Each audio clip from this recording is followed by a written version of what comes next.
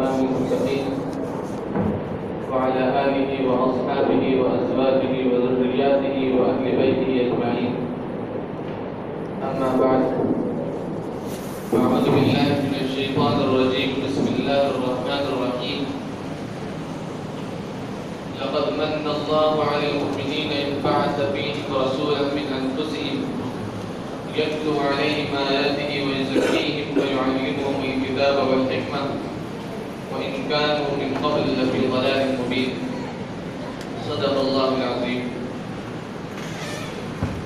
میرے محترم بزرگوں اور دینی و ایمانی بھائیوں، اللہ تبارک و تعالی نے حضور پاک علیہ الصلوۃ والسلام کی بعثت کو اور آپ کی آمد کو اور آپ کی نبوت کو مؤمنین پر بطور احسان کے ذکر فرمایا. گویا اللہ نے مؤمنین پر احسان فرمایا اور کرم فرمایا کہ اس نے اپنے نبی کو، اپنے محبوب کو اس امت میں نبی بنا کر بھیجا، مبعوث کیا. یہ ربیع الاول کا مہینہ ہے اور اس ماہ مبارک میں آپ صلی اللہ علیہ وسلم کی زندگی کے کئی اہم واقعات پیش آئے. حضور پاک علیہ الصلوۃ والسلام کی ولادت مسعود اسی ماہ میں ہوئی. آپ اسی ماہ میں اس دنیا میں تشریف لائے اور سیرت کا ایک اہم واقعہ، سیرت نبوی کا ایک اہم واقعہ، جس میں حضور پاک علیہ الصلوۃ والسلام نے کفار مکہ کے مظالم سے، ان کی تکلیفوں سے پریشان ہو کر بحکم خداوندی اللہ تبارک و تعالی کے حکم سے مکہ مکرمہ سے مدینہ طیبہ کی طرف ہجرت فرمائی. وہ واقعہ بھی اسی ماہ میں پیش آیا اور اسی طرح سے حضور پاک علیہ الصلوۃ والسلام کا سفر آخرت، اس دنیا سے وصال بھی اسی ماہ میں پیش آیا. حضور کی آمد بھی اسی ماہ میں ہے، حضور کا وصال بھی اسی ماہ میں. تو اس مہینے کو سیرت طیبہ کے ساتھ، حضور پاک علیہ الصلوۃ والسلام کی بابرکت ذات کے ساتھ ایک خاص قسم کا تعلق ہے. یوں تو حضور پاک علیہ الصلوۃ والسلام سے محبت اور آپ سے عقیدت اور آپ کی عظمت کا تقاضا یہ ہے کہ ہر مسلمان کہ دل میں آپ کی محبت ہو اور آپ کا تذکرہ ہر مسلمان کی نوک زبان پر ہو، اور ہمارا کوئی لمحہ، کوئی دن، کوئی وقت آپ کی اتباع سے، آپ کے تذکرے سے اور آپ کی محبت کے دم بھرنے سے خالی نہ ہو. یہ آپ سے محبت کا تقاضا ہے. لیکن چونکہ اس ماہ میں سیرت طیبہ کے کئی اہم واقعات پیش آئے، لہذا ہمارے معاشرے میں اس ماہ کو ایک خاص طریقے پر گزارا جاتا ہے. حضور پاک علیہ الصلوۃ والسلام کی سیرت کے تذکرے تازہ کیے جاتے ہیں اور آپ کی زندگی کے مختلف گوشوں پر روشنی ڈالی جاتی ہے اس ماہ مبارک کی مناسبت سے. میرے محترم بھائیوں، محبت کا تقاضا یہ ہے اور حضور پاک علیہ الصلوۃ والسلام سے محبت کا تقاضا یہ ہے کہ اگر ہم واقعی معنوں میں، صحیح معنوں میں حضور پاک علیہ الصلوۃ والسلام سے محبت کرتے ہیں تو ہم یہ غور کریں کہ حضور پاک علیہ الصلوۃ والسلام کو کون سی چیز محبوب تھی. حضور پاک علیہ الصلوۃ والسلام کن باتوں کو ناپسند فرمایا کرتے تھے. اگر اس دنیا میں ایک شخص کسی سے محبت کرتا ہے تو اس کے اظہار کے لیے بے چین رہتا ہے کہ ہم جس شخص کو چاہتے ہیں اس سے اپنی محبت کا اظہار کرتے ہیں، اس کو بدلا دیں کہ ہم تم کو چاہتے ہیں، ہم تم سے محبت کرتے ہیں، اور پھر ہم اس کی محبت میں اس کی ایک ایک ادا کو اپنانے کی کوشش کرتے ہیں۔ ہم یہ دیکھتے ہیں کہ اس کو فلاں چیز سے ناخوشی ہوتی ہے، ناخوش ہوتا ہے، اور فلاں بات اس کو اچھی لگتی ہے، تو ہم جس بات سے وہ ناخوش ہوتا ہے اس سے بچتے ہیں، اس کے سامنے کم از کم وہ کام نہیں کرتے ہیں، اور جن باتوں سے وہ خوش ہوتا ہے ہم ان کاموں کو اختیار کرتے ہیں۔ اس کے بعد دنیا میں جو محبت ہے، ہر ایک سے محبت کے الگ الگ پہلو ہیں۔ ایک انسان اپنے بچوں سے محبت کرتا ہے، اپنے والدین سے محبت کرتا ہے، اپنے بہن بھائیوں سے محبت کرتا ہے، اپنے دوستوں سے محبت کرتا ہے۔ ہر ایک سے محبت کا برتاؤ جو اس کا ہوتا ہے وہ مختلف ہوتا ہے۔ بچوں سے ایک انسان محبت میں جس طرح سے گفتگو کرتا ہے، اگر اسی انداز میں وہ اپنے استاد سے اسی انداز میں بات کرے، اسی محبت کے لہجے میں جس طرح سے وہ بچوں سے بولتا ہے اپنے استاد سے بھی مخاطب ہو جائے تو یہ بے ادبی سمجھی جائے گی۔ لہذا ہر ایک سے محبت انسان اس کی حیثیت کے مطابق، اس کے مرتبے کے مطابق اور اس کی پسند کے مطابق کرتا ہے اور اس کا اظہار کرتا ہے۔ حضور پاک علیہ الصلوۃ والسلام سے جب ہم محبت کا اظہار کرنا چاہیں تو ہمیں بھی یہ دیکھنا چاہیے اور ان دونوں باتوں کا خیال رکھنا چاہیے کہ حضور پاک علیہ الصلوۃ والسلام کا مقام و مرتبہ کیا ہے اور حضور پاک علیہ الصلوۃ والسلام کی پسند کیا ہے۔ آپ کن باتوں سے خوش ہوتے ہیں اس میں آپ کے مقام و مرتبے کا بھی خیال ہو، اور پھر آپ جن باتوں سے خوش ہوتے ہیں ان کو اختیار کرنے کی فکر ہو۔ اب دیکھنے میں بہت سی باتیں ایسی ہیں، دیکھنے میں آتا ہے کہ حضور پاک علیہ الصلوۃ والسلام نے ان سے منع فرمایا اور وہ ہم لوگ اختیار کر لیتے ہیں۔ حضور پاک علیہ الصلوۃ والسلام نے منع فرمایا کہ راستے میں رکاوٹ نہ ڈالی جائے۔ حضور پاک علیہ الصلوۃ والسلام نے درخت کے کاٹنے سے منع فرمایا کہ لوگ اس کے سائے سے فائدہ اٹھاتے ہیں، اور آپ نے منع فرمایا کہ انسان گھر کے سامنے راستے پر اپنی نالی نکال لے جس سے تعفن پیدا ہوتا ہے، اور نہ جانے کتنے اس طرح کے احکامات دیے، بلکہ راستے سے تکلیف دہ چیز کے ہٹانے کو ایمان کا حصہ فرمایا۔ ایک حدیث میں حضور پاک علیہ الصلوۃ والسلام کا ارشاد ہے کہ الایمان بضع وسبعون شعبۃ فافضلها قول لا الہ الا اللہ وادناها اماطۃ الاذى عن الطریق۔ ایمان کا ایک درجہ، اہم درجہ یہ ہے کہ راستے سے تکلیف دہ چیز کو ہٹا دیا جائے۔ اس میں بہت سی چیزیں داخل ہو سکتی۔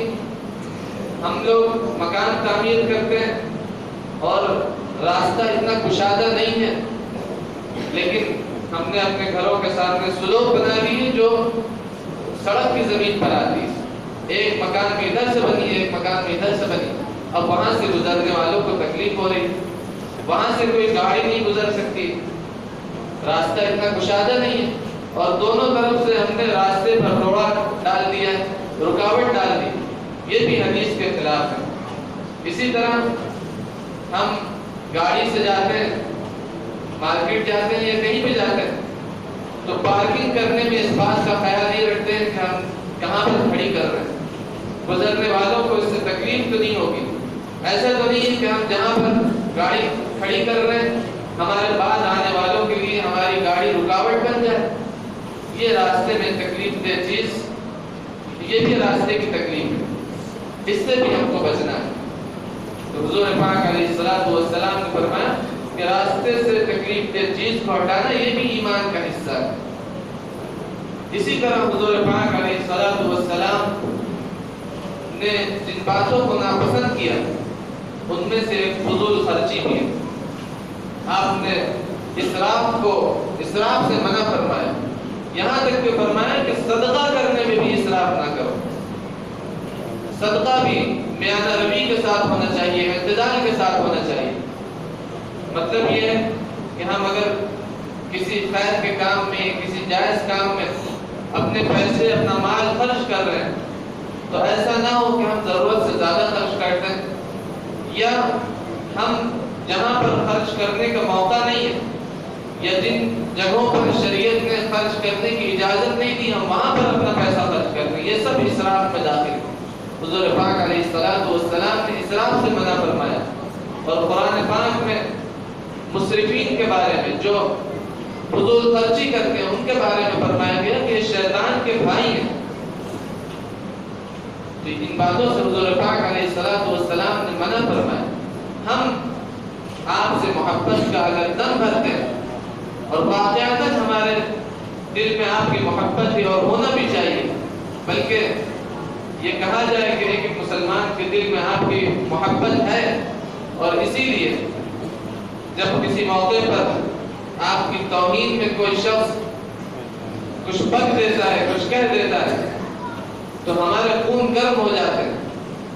اور ایک مسلمان اپنی جان کو قربان کرنے کے لیے بھی تیار ہو جاتا ہے جب آقا صلی اللہ علیہ وسلم کی شان میں کوئی گستاخانہ کلمات کہہ دیتا ہے، کوئی گستاخی کی بات کر دیتا ہے. تو ہم چاہے جتنے گناہوں میں مبتلا ہوں، لیکن اس موقع پر ہمارا خون گرم ہو جاتا ہے اور ہم اس کی جان لینے کے لیے تیار ہو جاتے ہیں. یہ آپ سے محبت ہی کا نتیجہ ہے. اور اگر ہمارے دل میں یہ بات نہیں ہے اور اگر ہمارے دل میں محبت نہیں ہے تو قرآن پاک میں اللہ تبارک و تعالیٰ نے اس پر وعید بھی فرمائی ہے. اللہ تبارک و تعالیٰ کا ارشاد ہے: قُلْ إِنْ كَانَ آبَاؤُكُمْ وَأَبْنَاؤُكُمْ وَإِخْوَانُكُمْ وَأَزْوَاجُكُمْ وَعَشِيرَتُكُمْ وَأَمْوَالٌ اقْتَرَفْتُمُوهَا وَتِجَارَةٌ تَخْشَوْنَ كَسَادَهَا وَمَسَاكِنُ تَرْضَوْنَهَا أَحَبَّ إِلَيْكُم مِّنَ اللَّهِ وَرَسُولِهِ وَجِهَادٍ فِي سَبِيلِهِ فَتَرَبَّصُوا حَتَّىٰ يَأْتِيَ اللَّهُ بِأَمْرِهِ. اگر تمہارے دل میں اپنے آبا و اجداد کی، اپنے بیٹوں کی، اپنی اولاد کی، اپنی بیویوں کی، اپنے خاندان والوں کی اور اپنی تجارت کی، اپنے مال کی جو تم نے کمایا ہے، اور اپنے گھروں کی جو تم کو بہت کھاتے ہیں، اگر ان کی محبت تمہارے دل میں اللہ اور اس کے رسول کی اور جہاد فی سبیل اللہ کی محبت سے زیادہ ہے تو تم انتظار کرو اللہ کی پکڑ کا. وَتَرَبَّصُوا حَتَّىٰ يَأْتِيَ اللَّهُ بِأَمْرِهِ. یہ اللہ کی پکڑ کا ذریعہ بن سکتا ہے. اللہ کی پکڑ آ سکتی ہے اگر ہمارے دل میں حضور کی محبت کے مقابلے میں کسی دوسری کی چیز کی محبت زیادہ ہے. اپنے گھر والوں سے زیادہ محبت ہے بنسبت حضور پاک علیہ السلام کے. اپنی اولاد سے زیادہ محبت ہے یا اپنے مال سے زیادہ محبت ہے حضور پاک علیہ السلام کی محبت کے مقابلے میں، تو یہ چیز اللہ کی پکڑ کو دعوت دینے والی ہے. تو حضور پاک علیہ السلام سے محبت یہ تو ہمارے ایمان کا حصہ ہے، بلکہ ایمان کی کہنا چاہیے بنیاد ہے.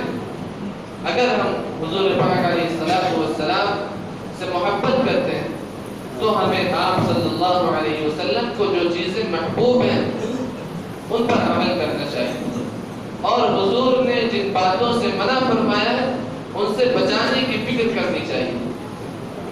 یہ کیا بات ہوئی کہ ہم حضور سے محبت کا تو دم بھرتے ہیں لیکن ان کاموں کو کرتے ہیں جو حضور پاک علیہ السلام کو ناراض کرنے والے. حضور پاک علیہ السلام نے فرمایا قرۃ عینی فی الصلاۃ، میری آنکھوں کی ٹھنڈک نماز میں، اور ہم نماز چھوڑ دیتے ہیں. نماز چھوڑنے پر ہمیں کوئی شرمندگی بھی نہیں ہوتی، جماعت چھوڑ دیتے ہیں، نمازوں کو قضا کر دیتے ہیں. یہ کیسی محبت ہے حضور پاک علیہ السلام سے کہ آپ نے حکم فرمایا اور آپ نے بدلا دیا کہ یہ ہماری آنکھوں کی ٹھنڈک ہے. ایک مسلمان جب نماز پڑھتا ہے تو حضور پاک علیہ السلام کو سکون ملتا ہے، اور ہم حضور پاک علیہ السلام سے محبت کا دم بھریں اور آپ کی نافرمانی کریں، نمازوں کو چھوڑ دیں. یہ کیسے ہو سکتا ہے؟ اگر ہمارا عمل ایسا ہے کہ ہم حضور پاک علیہ السلام سے محبت کا دعویٰ کرتے ہیں لیکن حضور کے حکم فرمائے ہوئے کاموں کو چھوڑ دیتے ہیں یا حضور کے منع کیے ہوئے کاموں کو کرتے ہیں تو گویا ہم اپنی محبت میں سچے نہیں ہیں. ہمارے صرف یہ زبانی دعوے ہیں جو ہم کر رہے ہیں، یہ حقیقی محبت حضور پاک علیہ السلام سے نہیں ہے. لہذا ضرورت اس بات کی ہے کہ ہم سب حضور پاک علیہ السلام کا ذکر بھی کریں، آپ کا تذکرہ بھی کریں، آپ کی سیرت کو بھی پڑھیں. آج ہم کو حضور پاک علیہ السلام سے محبت ہے لیکن آپ کی زندگی کے ہم کو کچھ واقعات نہیں معلوم. 10-20 واقعات اگر کسی سے کہہ دیے جائیں سنانے کے لیے تو نہیں پتہ. حضور پاک علیہ السلام کے اصحاب سے متعلق ہم کو کچھ نہیں معلوم ہے، یا حضور پاک علیہ السلام کے صحابہ میں سے چند ہی لوگوں کے نام معلوم ہیں. تو یہ اس بات کی علامت ہے کہ ہم کو حضور پاک علیہ السلام سے جو محبت ہونی چاہیے وہ نہیں ہے. اللہ تبارک و تعالی ہم سب کو حضور پاک علیہ السلام سے صحیح طریقے پر محبت کرنے والا بنائے اور حضور کے احکامات پر عمل کرنے والا بنائے، اور حضور پاک علیہ السلام نے جن باتوں سے منع فرمایا ہے ان سے بچنے والا بنائے. وآخر دعوانا الحمد للہ رب العالمین.